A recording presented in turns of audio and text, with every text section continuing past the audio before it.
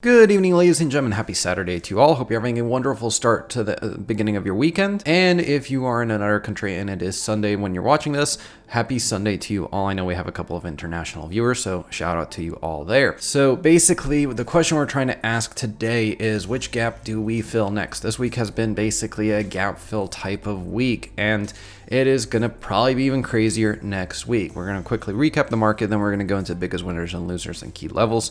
If you're new to the channel, everything will be timestamped down below if you guys want to skip to any part of the video, or you just want to hear our own thoughts, which will be at the end of the video. All is timestamped below. But quickly getting into the recap of the market. Basically, we had kind of a topping beginning of the week, Monday, Tuesday, kind of struggling to make higher highs or advance into enemy territory. If you're a bull, going into the bear territory, or you know how it is. So basically, we kind of just stagnated. With that stagnation, basically came a nice leg down, and I actually participated in that leg down. I was like, okay, we stagnated for 2-3 days. Let me just take it short. Maybe it plays out a week or so. That played out nicely literally overnight, where I basically closed the position on the open, which no little play on the week, but I didn't really play anything much.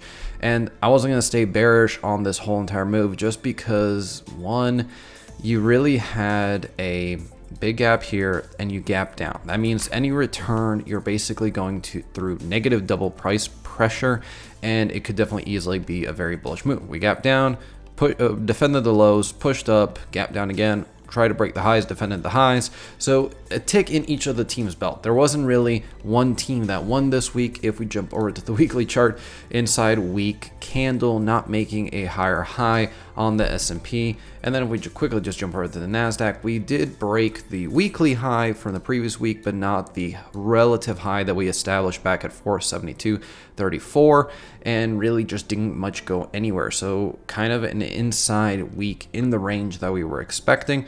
And NASDAQ, similar story, but not as gappy as the S&P. We did fill this gap all the way back up, so this gap no longer exists, and we have a little bit of more of this gap down here to fill, but not much. So the NASDAQ is kind of more settled than the S&P. The S&P still has a little more work that it may need to do. So we're going to quickly just recap the news that was this week and then dive into the biggest winners and losers. So Monday, it was Independence Day, early close, nothing really much gonna happen. And I did say in the last week in deep dive, it was gonna be a bang week come Wednesday because you got jobs numbers, and job numbers. So everything was hyper focused on job numbers, and you got the Fed minutes, which was probably, which we covered in the previous video, which you guys can find in the description below. It was a lackluster week on the Fed minutes. The Fed minutes were just like, okay, Fed minutes came out. It wasn't really impressive. It was probably the most bland Fed minutes I have ever seen in my entire life. So is that a good thing? Does it mean that Powell's communicating correctly with the market? I don't know. Throw a comment down below if you agree or disagree. So on Wednesday, we had Red Book come out, nothing factory orders. Minutes were the big news that day, along with Williams speaking, kind of just giving the classic story. I tell you guys, Williams is like Powell. They're like twins at this point. Not going to give you anything really to move the market, kind of just higher for longer, but making progress. We'll walk the middle line. Thursday, we had ADP non-farm payrolls come out, and it blew out expectations, along with challenger job cuts coming in significantly below. So again, stronger labor market overall. However, ADP is not the entire jobs market, it's just a segment of the jobs market. So initial jobless claims ticked up a little bit more than expected, which kind of shows the starting of the weakness of the jobs market. And we're going to be covering that in the debate section. We're going to talk about this specifically. What does it mean? Because we did mention a couple things in the last week in deep dive that we want to cover again. We have services PMI coming in basically in line. Nothing really shocking anyone, but we did have JOLTS job openings tick down. So again, weakening of the jobs market. That's going to be a very interesting theme this week. And what does it mean for the Fed? Does the Fed have an out to not raise rates, or are they basically still plowing ahead? We had a federal balance come out, nothing real big until Friday. Average hourly earnings. This was crucial, guys. 4.4% expected 4.2, meaning people are still getting more money from employers, even though it's a smaller pool. You haven't turned the spigot off, and that's going to be very, very important for Powell. They want to see this go to sub 2%. They do not want your wages growing more than inflation, because then that creates inflation in their messed up mind. But guess what? They make the decisions. That's what we got to live with. Private non-farm payrolls came in 50,000 below expectations, and we had a revision on the previous months downward. So again, seeing more bearishness in the job market, but the market took that as a good thing. However, it was kind of interesting on the intraday, which we'll get into the key levels piece of it of the video. And then net speculative positions coming in basically in line, just not really moving much, not really putting any new positions on, but not really taking much off. So they're kind of just stagnating. If we jump into this real quick, where they were for a pretty long time, they established a base between the 150 to about 220K since basically September, going all the way into March. And they just held there. They get this first leg, big leg. I don't count this initiation leg as a leg, similar to here. And we got to see one more leg before they capitulate. Just speaking historically, it's usually 1-2, see 1-2, capitulate, 1-2, capitulate. So you got to wait a little bit before these positions really capitulate. Again, the $1 trillion short is still sitting there. So we just have to keep an eye on that, where it does kind of give us the idea, do we have more bear fuel, less bear fuel? Right now, I would say you pretty much squeezed out all the short-term bears that are in the market, and now maybe the market's trying to pivot to a different person to take money from. So we'll find all that out in the key levels, but right now, Fatal is going to give you the biggest winners and losers. So, markets this week were not looking too hot, even though job numbers came in a lot lower than what it was expected based on what they were actually thinking, guys. Well, you can see that the market really didn't recover when they actually came out. They kind of did, but at the same time, they kind of didn't, especially after that massive drop after ADP numbers came out, smashing at like 496,000 jobs, right, when it comes to ADP. So, the market's really not gone anywhere. In fact, currently down about 1.1%. On Friday, though, we can see here that, again, they did recover fairly decently, and then after that, they just completely crashed one more time, ending the day on a negative 0.3%. This week's earnings weren't really much of anything either. There was only 4 companies: Levi's, Simulation Plus, Kura, and IPA. Aside from that, that's literally it. There was nothing else. And, next week is when we're actually going to start getting the bank's earnings. But nothing really to move the markets when it comes to the earnings this week. So with that said, let's jump now into the heat map. And we can see here that it's kind of mixed here and there, though a lot more leaning towards the red. In fact, there's only a few plots of green over here, and also something to note, the heat map got a little bit arranged over here. Healthcare is now over here, not over here. So, okay, that's going to make it a little bit interesting. Looking at the technology sector, guys, well, by the looks of it, the worst performer would be none other than the company Micron, losing 5.72%. And the best performer is actually fairly easy to point out. It would be, I thought it was going to be Enphase, it would be the company FIS, gaining 12% exactly on the week. Looking now into the communications sector, very, very mixed, I guess you could say. I mean, more leaning towards the green. However, it wasn't really anything majorly green, right? By the looks of it, we can see here that the worst performer would be the company Verizon, losing almost 3%, and the best performer, it is the company Meta. Ironically enough, Meta, probably because of the new thread things that Mark Zuckerberg's coming out with, which I personally think is going to go nowhere, gained 3.2%. Looking now into the consumer defensives, we got over here, wow, this really did get rearranged. Wow. Okay, worst performer, it is the company none other than, wow, this thing goes even further down. Okay, this is gonna be take a little bit to get used to. The worst performer would be the company Monster Beverage, losing 2.7%, and the best performer, by the looks of it, guys, would be the company, well, it'll be the company Bungie Limited. I've never seen this one over here. Huh, interesting.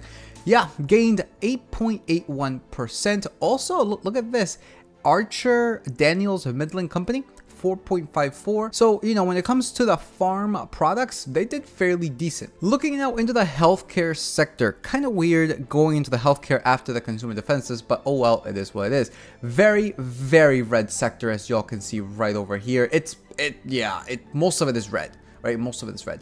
By far, the worst performer would be the company. I thought it was going to be the company Merck, but no, it is the company Pod. Insulet Corporation losing 4.23%. Also, I gotta mention, guys, Merck, when it comes to the drug manufacturers, lost also 4%. Not the worst, but still, that's a massive amount. And the best performer, it is the company DaVita, gaining 5.12%. The financial sector, in regards to the banks, as of this week, I believe they mentioned that they passed the stress test. We shall see what happens next week, especially Friday, because we're going to get earnings for JP Morgan, Wells Fargo, and Citigroup. And then I believe on Tuesday or Wednesday, we're going to get Bank of America. Nonetheless, though, this sector kind of flat, really didn't move anywhere. We can see here that the worst performer was the company MKTX, losing 5.3%. And the best performer would be the company Zion, gaining 6.23%. Taking a look now at the consumer cyclicals. Okay, yeah, I like how they put the consumer cyclicals right under the communications. Okay, well, that's going to be the way it is from now on. Very, very kind of mixed sector, right? You can see here a lot of red, but just a few plots of green. And yeah, there's a few ones here that are deeply in the green. Worst performer, by the looks of it, guys, it is none other than the company. Yeah, it is the company Nike, losing 7.86%. Also, take a look at this. Best Buy losing 4.7%. Not the worst, but still a notable mention. Now, the best performer, oh man, I have to mention these because, I mean, there's just not that many of them. We got Carnival Cruise, which gained the most at almost 11%. We got APTV gaining 6.6%. We got BWA gaining 6.04%, and Tesla gaining 6.58%. Again, though, the best performer was other than Carnival Cruise Line at almost 11%. The industrials really didn't go anywhere when it comes to this. You can see here that there really isn't much of anything going on. Worst performer, by the looks of it, would be the company Generac, losing 7.68%. And the best performer, it is the company GPN Global Payments, gaining 9.16%. Looking now into the real estate. Okay, this got changed up a whole lot too. Oh my lord, this just got changed so much. All right. When it comes into the real estate, guys, the worst performer would be the company CSGP, losing 3.71%, and the best performer, SBA Communications Corporations, gaining 4.86%. Realty income, though, guys, I gotta point it out every single time it happens. Realty income under $60, $59.57. Guess what I'm gonna do? Buy. Looking now into the utilities. Very, very green sector. Wow, there's actually, wow, okay, there's only two of them that are red. It's just that the ones that were green weren't that massively in the green, but still though, 2% on average when it comes to, well, I wouldn't say 2%, but let's just say at around like 1.9% on average. It's actually not looking too bad. Overall though, the worst one was the company NEE, losing 1.04%. And the other one that lost, I'm going to mention it, is the company Sempra, losing a little bit more than 0.5%. Best performer though, by the looks of it, it is none other than the company ED, Consolidated Edison, gaining 2.75%. Looking now into the energy sector, this is the first time I have seen this thing kind of mixed. We can see here that, well, the worst performer was none other than ExxonMobil, losing 3.32%. Wow, okay. We also, you know, when it comes to Chevron, that lost as well. Now down to $154, losing 1.29%. Overall, though, everything else is pretty much in the green. And we can see here that the best performer was none other than, oh my god, I have never seen that name before, Schlumberger, SLB, gaining 10.07%. But take a look at this, guys. Baker Hughes, 5.58%, and Halliburton, 7.2%. So, yeah, all right. We'll see what happens with these two, but the overall sector is looking all right. And lastly, basic materials, very, very red. Wow. Okay, we only had, what, 2 major green ones over here. And the worst performer would be none other than the company, okay, it is none other than the company Linde, losing 3.87%. But also take a look at this MLM, losing almost 3.87 at 3.86%. So, yeah. Very interesting there. And the best performer is the company ALB gaining 8.47, as well as, I'm going to mention it, the Mosaic company gaining 5.66. Overall, though, the markets you can see here slightly to the downside, around 1%, right? 1.1%, as we saw when it comes to seeking alpha over here. On the 5-day, it is down 1.1%. We'll see where this leads, guys. And next week, we're going to start earnings for Q2.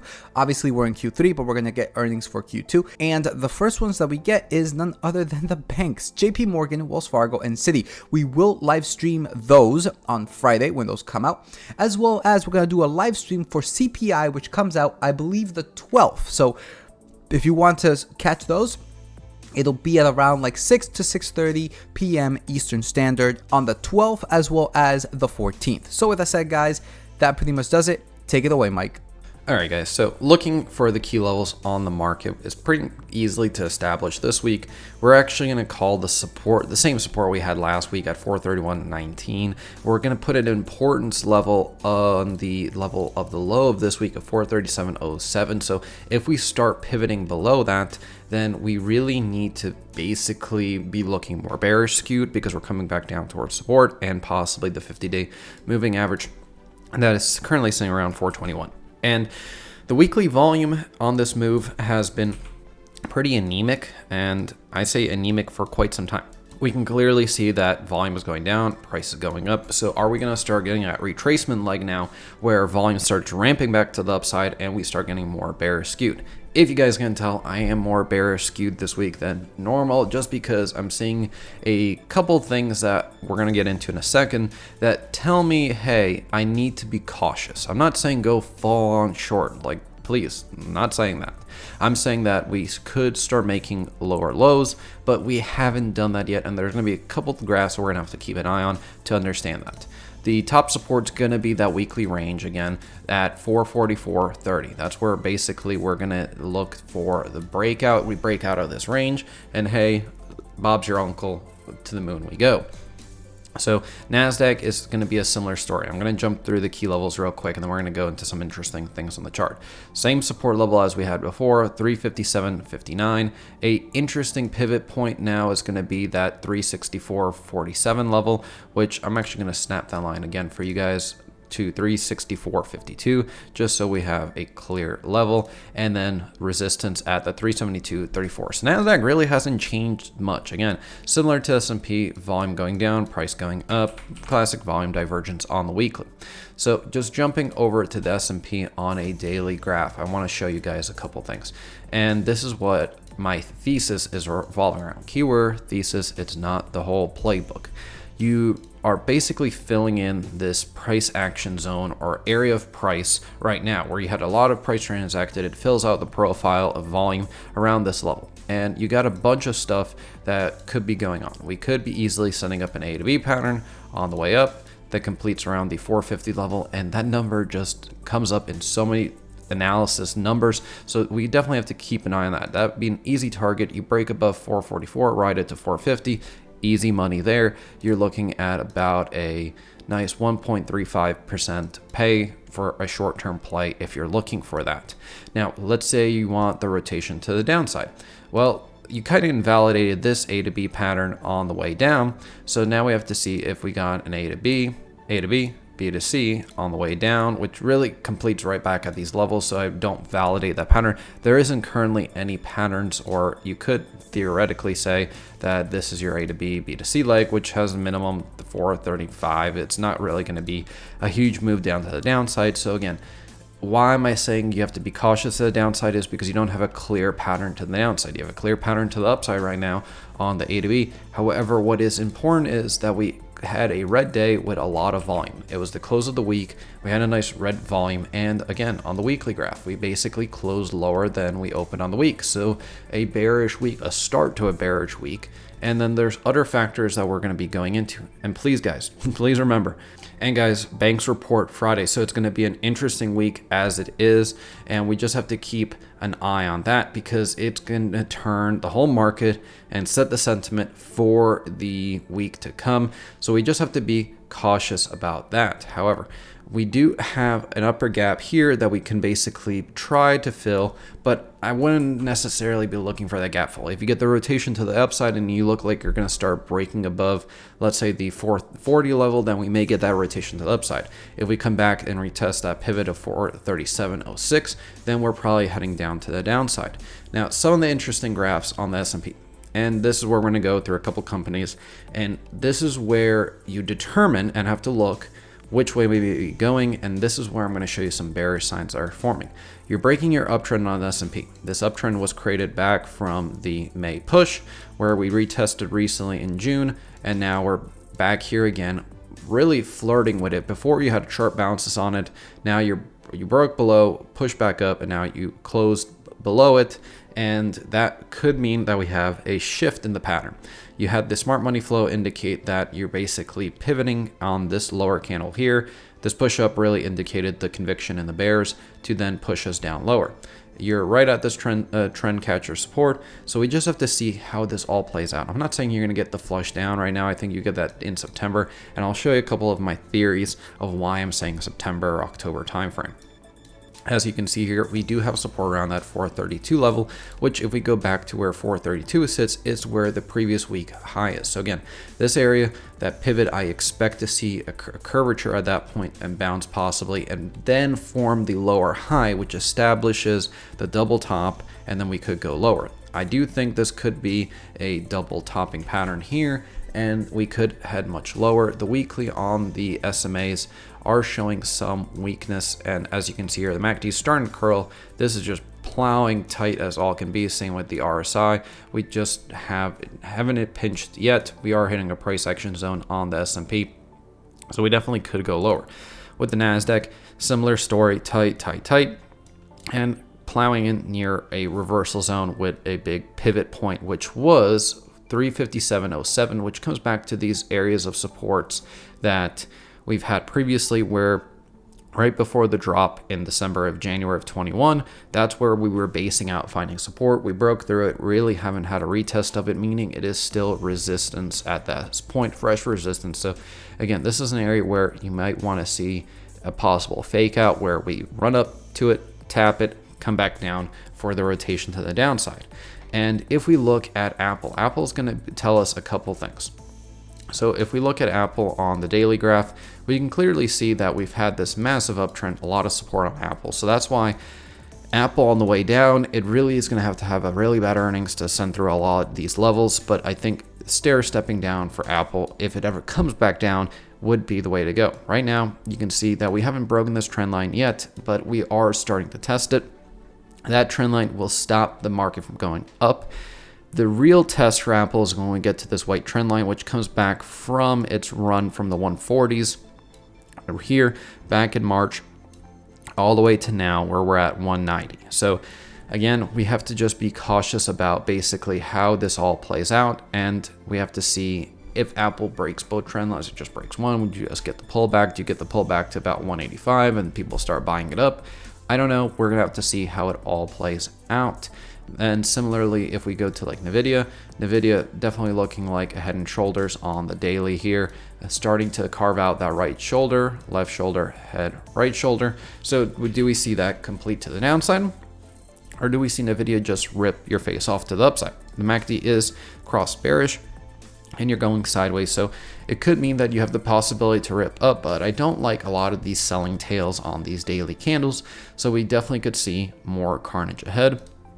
Amazon basically broke the trend line support on the way up, but it's trying to reclaim it, got rejected off of it, but didn't close too far from it, so has maybe one more day before it really could push up. Google looking pretty weak around here, consolidating this area. MACD could cross back over, and you could start getting smart money start selling. So again, these are graphs that we just have to pay attention to and see how they all play out. Just to recap the key levels for you guys, 440.30 is resistance to the upside, or basically breakout for the S&P. 431.19 is basically your support or breakdown on the S&P, and pivot 437.06. The NASDAQ is 372.34, resistance and pivot to the upside, and central pivot 364.52 or basically bullish or bearish indicator on the market, and 357.59 for the break below or support level on the market. Again, NASDAQ has a trend line around that area that we converge on, so we definitely have to keep an eye on that to see if we break that trend line to go down to the downside.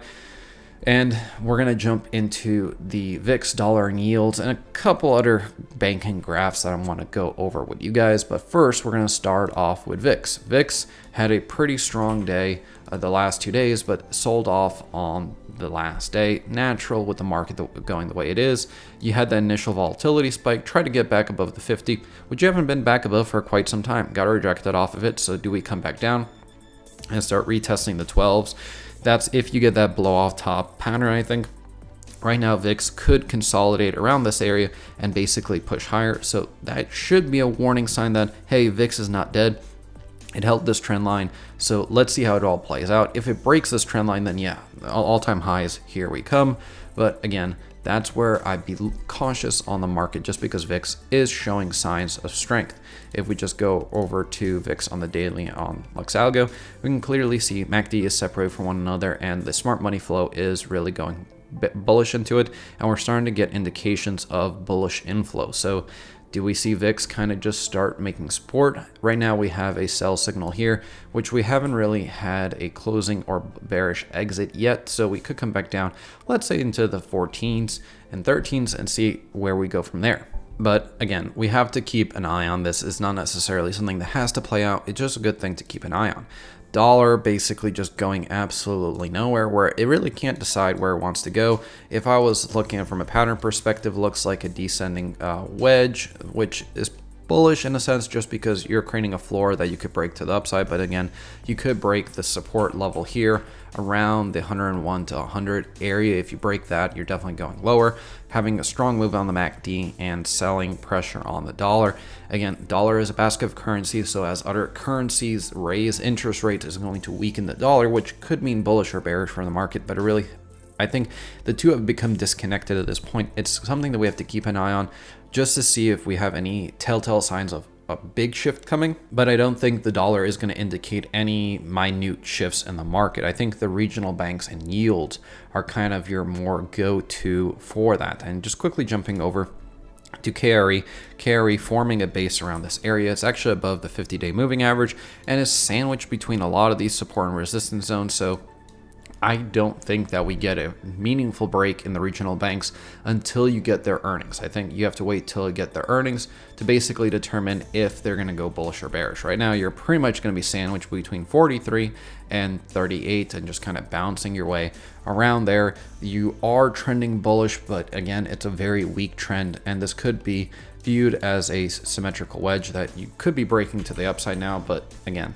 it has to be played out for a couple days. If we just draw a snap a trend line here, go back to this previous areas here that we consolidated against, you still have some movement to go for that symmetrical wedge to be broken. So again, we just have to be cautious. I'd be looking more to see if this trend line holds around this area, just because regional banks have been pretty bearish. No one's really wanted to touch them recently. Like Warren Buffett sold out of these things way before the S&P thing. So again, he hasn't got back in. That's Mr. Value. So if he's not seeing value in this, why is that? We have to ask ourselves, is that a warning sign? And then last but not least, we can go into the yields, which I'm going to go on this graph just for you guys to see. 1 year tackling that 5.5 area or 5.3 right now. So again, do we see a rotation to the upside, especially with the Federal Reserve set to raise interest rates one more time? Do we see the second interest rate hike get priced in and we come back up to these localized highs of 2023? The 3-month showing strength along with the 6-month. And really, I want to take a look at the 2-month with you guys. The 2-month is back at wherein Powell said we're going to think about pausing. So the bond market is basically saying no rate cuts until at least 2 years from now, which is absolutely insane. And if you look at the 5-year, it's basically saying the same thing. It's saying that you're not going to get any meaningful rate cuts for a very long time. And the 10-year, which whatever the mortgage market is based on, is coming back to these localized highs where we're just going to create absolute carnage. So again, bonds are just underwater, these long-term dated bonds are basically pushing up higher, creating more carnage. The 30-year, if you look where it topped out recently, it's pushing up higher. So all these bonds are pushing past their localized highs, and all it's going to take is for the Fed to basically say, hey, we're going to keep raising rates, and these things go through the roof, and then it puts real downward pressure on these regional banks and banks in general. Bank of America sitting on $100 billion in bond losses right now. Now it's a paper loss, and they do have the Fed facility, so we do have to be cautious about that. But again, why are people not being more bullish on banks? And I think there's a reason for that. And quickly, we're just going to dive over to the news for next week and then get into the debate section of the video. So looking at next week, we got unemployment trends. We got Barr speaking, which we got a couple members speaking this week. We got Barr, we got Daly, Mester, Bostic. So again, a lot of Fed speakers coming out right before the CPI. And on Tuesday, we have not a lot of news, not really anything. We have energy outlook, but nothing that's going to move the market. Wednesday is when we get the core CPI and CPI. Right now, they're expecting the month over month for core to basically tick down a little bit, while the CPI month over month to tick up. So again, not really giving us a good indication of what the expectations are going to be for the 5.3 and 4.0 numbers respectively for core and regular CPI, but we can look to PPI, which is on Thursday, to see maybe a indication of what it's going to be. So if we go down to Thursday, we have Mester speaking again, and Thursday we have core PPI expected to come in flat. So again, we could see a flat CPI number. If you're the Fed, basically you want to see these numbers start ticking down significantly, and flat is not significantly. Flat means you haven't done your job enough. PPI month over month 0.2 expected to go up from negative 0.3. So that's pretty bad in general. The year-over-year number for PPI is expected to tick down basically 0.6%, or 0.7%, I should say, from 1.1 to 0.4%. So basically flat inflation in the flat inflation from the industrial market. So again, we just have to be cautious about that. And then Friday, we have nothing really much. We got imports and exports along with Michigan inflation expectations and our classic net speculative positions. So that's pretty much going to be a week of CPI, and that's where we're going to start off the discussion of where do we think CPI is going to come in at. Well, here's the thing, right? Last CPI, wasn't it like the normal CPI, the year over year, wasn't it like 5 point something, and then it dropped to like 4? So these, I don't know, man. The normal CPI, the year over year one, is dropping at a stupidly amount. Like the rate is just ridiculous. So I have no clue. I mean, they have no expectations. So I don't know. If we see 3, I would not be surprised. The year-over-year numbers like ADP non-farm payrolls. It's like it's so far out from reality that it's crazy. I think core is a better representation, like the Fed says. Like they look at it, but it's not going to move the needle for them.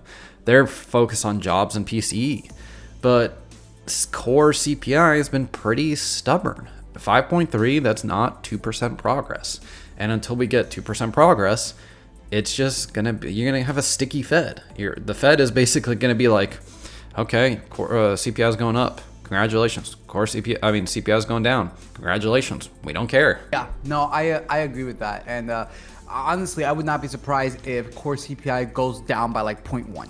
Right, if it goes from like 5.3 to 5.2, I would not be surprised if that were to happen. Yeah, and then core comes, our regular CPI headline comes in at like 2%, right? Like some ridiculous number. But again, the Fed does not care. Yeah, I wouldn't necessarily say 2%, maybe around like 3.5, between 3 and 3.5. That's what I'm guessing. But yeah, like aside from that, I don't think core will move at all. Honestly. And I think the headline CPI is misleading for one thing. What was happening last year around this time? Refresh my memory. Oil was doing, gas prices going to $5 a gallon nationwide. So you're comparing the year over year number on the highest inflation seen since the 1970s or 1980s. So obviously it's going to decrease. Got you. Right. So you're comparing a super high one to today, which is going to seem like it's actually decreasing when it's actually not. Yep. No, I get you. And like we talk, we talk about like just because like the number is not larger doesn't mean you're not crippling the economy. Where like you're building 4% or whatever, let's say 2%. Let's take 2% CPI as an example. That's still 2% on the ridiculous number that we saw last year. So it's not good for anybody. Yeah, you're building on top of already high. Like the only way that we're going to actually come down is if we have deflation, which I don't think we're. Well, to be fair, we have seen deflation when it comes to the energy sector or when it comes to the energy in the CPI, right? That's been in the negative. But unless the entire CPI goes into the negative, unless we have deflation, all you're doing is you're going from a speed of 65 miles per hour to a speed of 55 miles per hour. You're still heading in the same general direction, just at a much slower pace. Exactly. And the main drivers in the CPI and the core CPI, which does take into account shelter and food, are literally like the two biggest weightings in it, and transportation. So it's like shelter costs are not going down. We saw the housing market is refusing under any circumstances to weaken whatsoever. And then you got job numbers that came out, which we're going to dive into in just a second. They're coming out and they're still having higher earnings per month. So you're still earning more. So about the whole housing stuff, so I covered this on the live stream. This is crazy. If you click on the one that's up there where it says MBA 30-year mortgage rate if you click on that, and if you scroll down, look at that. Look at just how much that's fallen as of what, July? Like if you see that massive decline. The peak, right yeah. there. So we were peaking at 7. Right, no, and then see the lowest point right there. See the lowest point right there. It's around 6.2. If you take a look at the housing inventory at around that date, around like that day, which is, I think it's like February, the beginning of February of 2023. Yep. It actually comes down. The housing inventory comes down. So people bought houses. Right. So all that's telling me is that even with an interest rate of 6 whatever, you're still getting a massive buyback. The supply is coming down. And I'm looking at this and I'm just like, so every single time the 30-year mortgage comes down by like 0.2%, people just scoop up houses. That's insane. Yeah, I noticed that. I did notice that. I noticed that on the live stream this week. But if you look at it, like if you look in a short-term view, right?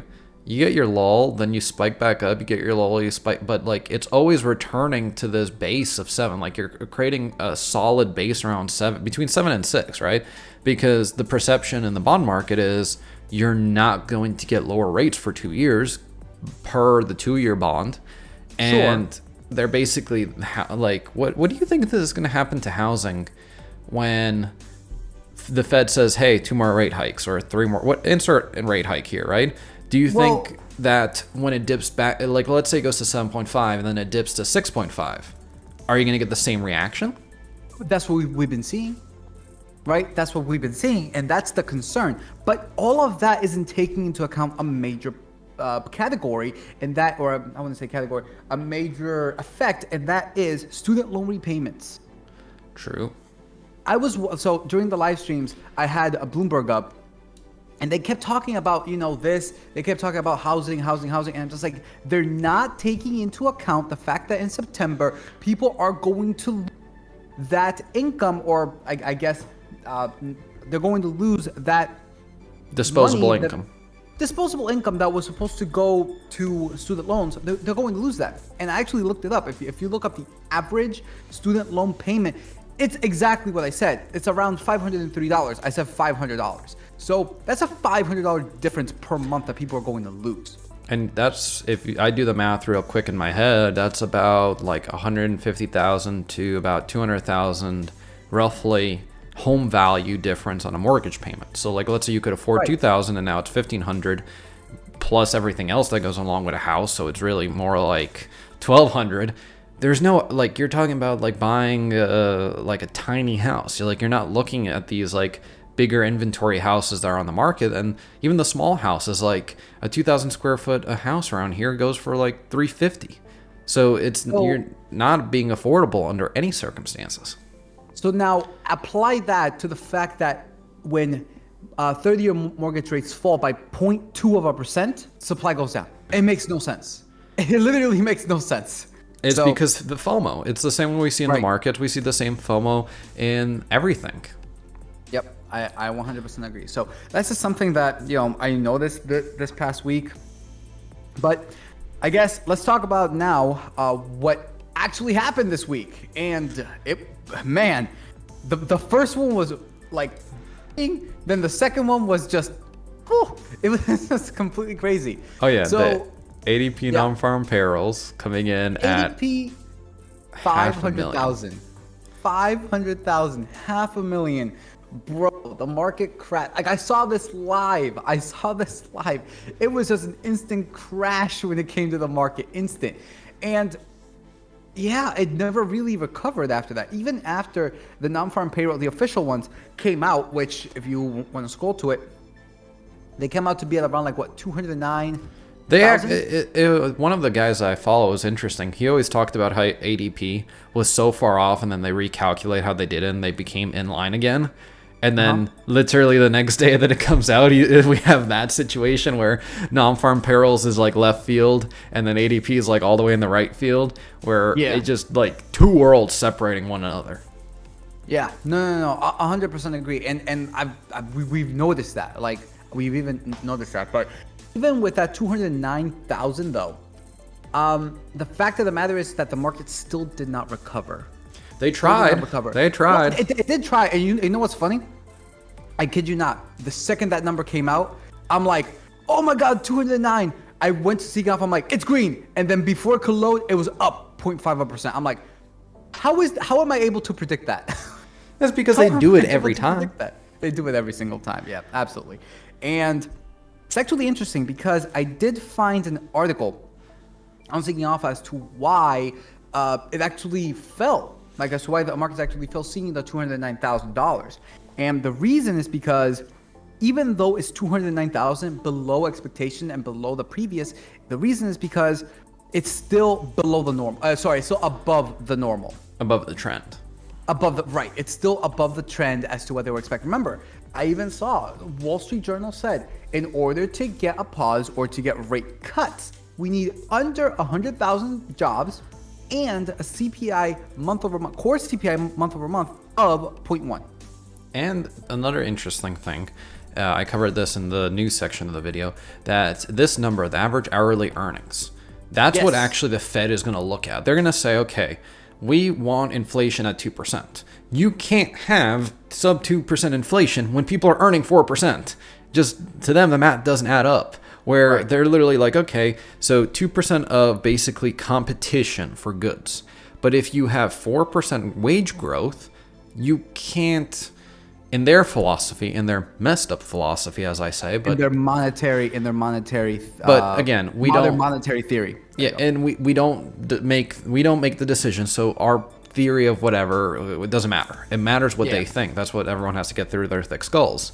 Is that when they see 4% year over year earnings and month over month going up 0.4%, they want that sub 2 and 0.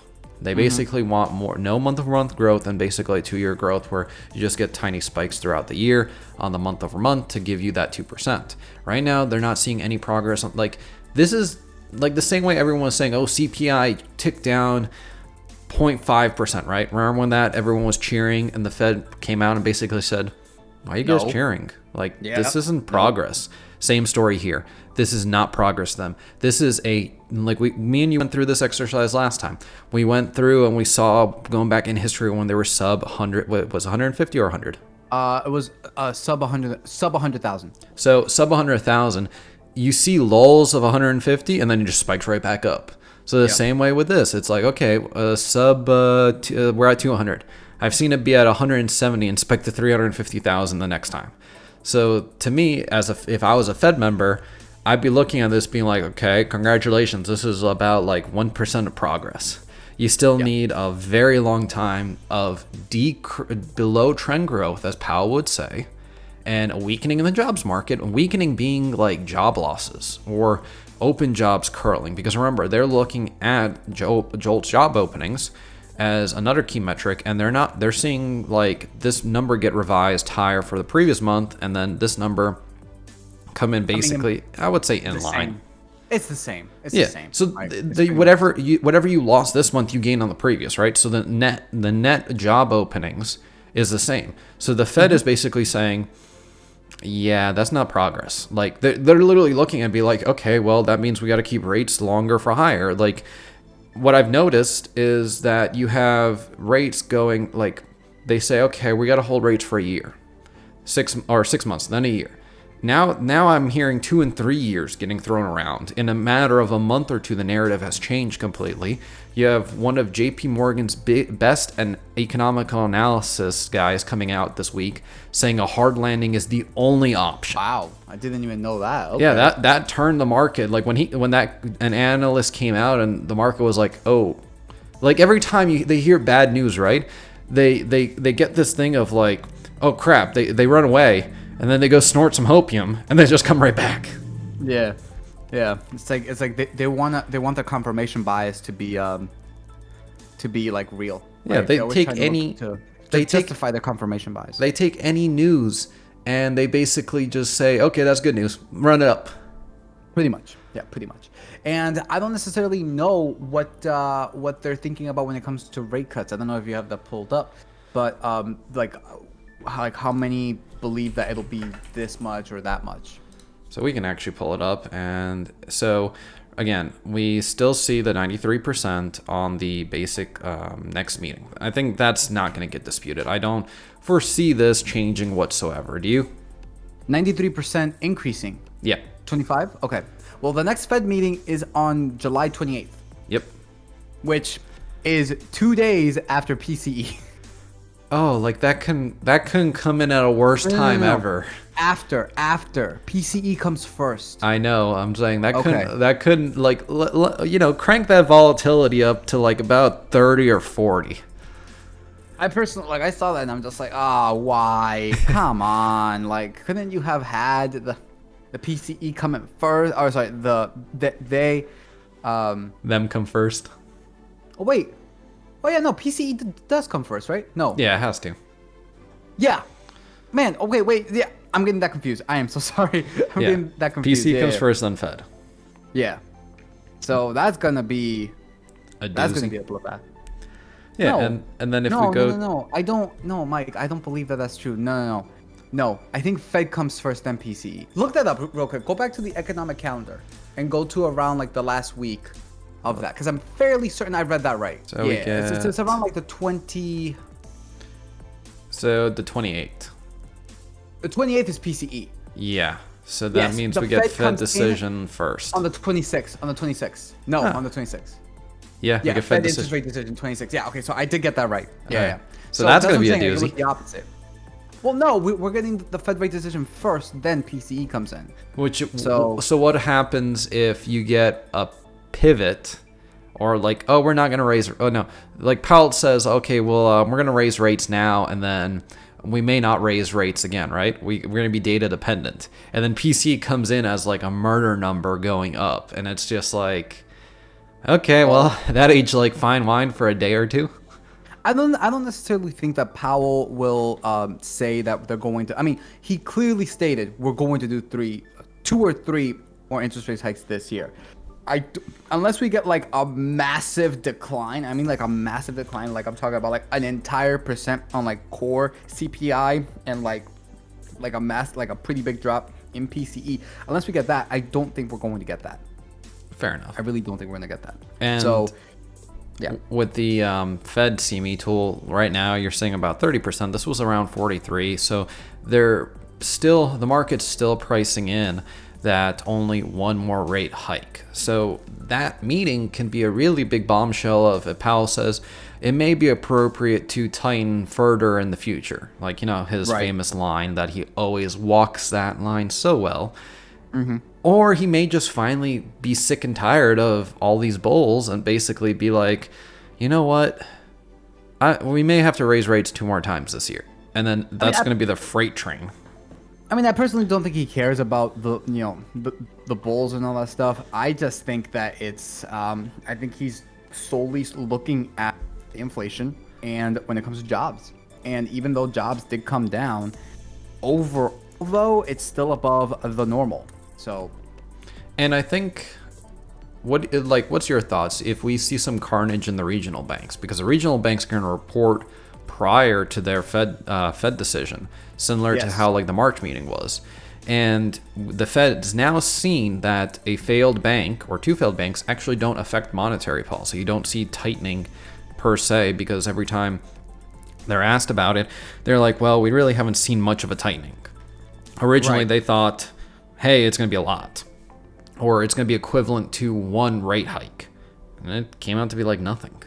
Yeah, and that's fairly surprising too. I mean, we are going to get not just the regional banks, but also the big banks as well. And I know I sent you an article. I don't know if did I send you the article about Bank of America? What, $100 billion loss? Yeah, with $100 billion loss in paper, on as a paper loss. And you know, that's just Bank of America, right? I love it too because literally, like, the second I saw that article, the following day, I kid you not, the following day, we got an article saying Bank of America is fine. Like, the $100 billion loss, forget about it. And it's just like, right, but that's not the article pretty much just stated that it doesn't really matter. Because you have the Fed discount window. No. It wasn't that. It was the fact that, basically, the headline was kind of misleading. It said that Bank of America is fine. That was the headline.